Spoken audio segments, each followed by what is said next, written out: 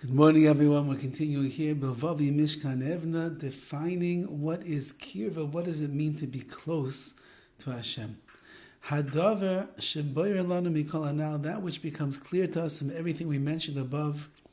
Shekirvas Hashem yeinenu kirva mibechinas makom. What it means to be close to Hashem doesn't mean in physical time and space. Ela mahus kirva pinimis yoseh. It means a much more inner closeness to the Rabbi Shalom. Let's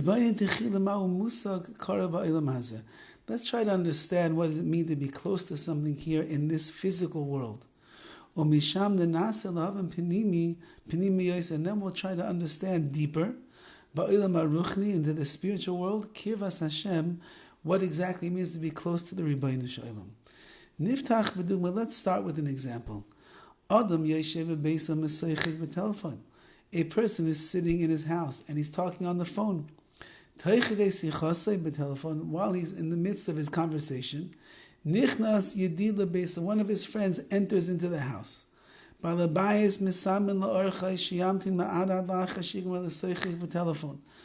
Balabais, the one who's on the phone, he signals to his guest, just wait for a moment, I'm about to finish up the phone call. After he finishes talking and he hangs up, he begins to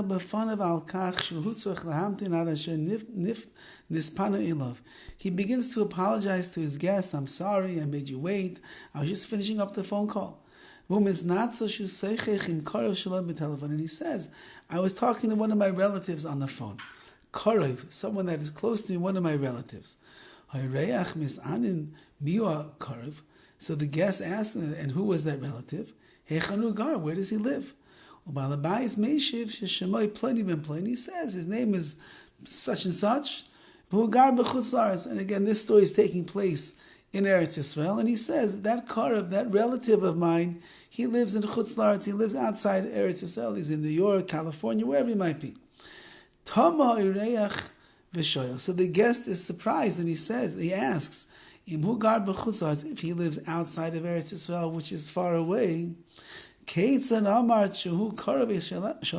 how could you say he's your karov? He's close to you. He's your relative. He's karov literally means he's close. He's far away. He's thousands of miles away. Shiva Balabais. So the Balabais answers, I didn't say that he's close to me physically. He's close to me. He's my close blood relative. Who ben Deutscheli is my cousin. That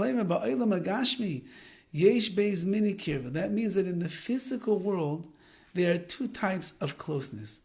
One of them is the closeness that a person gets physically in place. And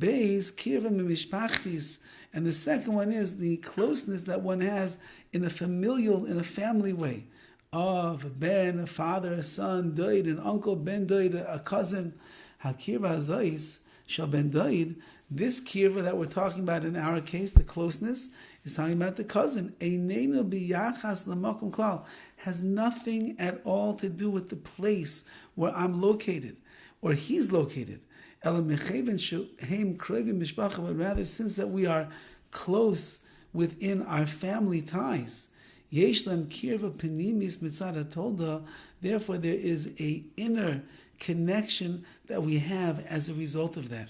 And because of that, they have a inner spiritual connection with each other. What does that mean? That kirva is a much deeper connection than place. It's a yachas, an inner, deeper connection, yachas shel shorish, that goes straight to the roots. That connection between cousins, between a father and a son, between siblings, between cousins and relatives and the like, that is a yachas, that's a connection that transcends the physical world. It's a very deep spiritual and rootful type of connection. And since that in their makor, in their source, and their roots, they are really one. It empowers or engenders a very deep spiritual connection between the two. Nimtza sheyesh beis minei kirva. We find from this there's really two types of kirva, of closeness that a person can have in this world. Echad kirvas b'makom. One of them is the closeness that a person will have physically in the world, and secondly, beis kirva b'nefesh. There's a spiritual nearness and a closeness that a person has, that it creates a nafshius, a soulful connection between the two.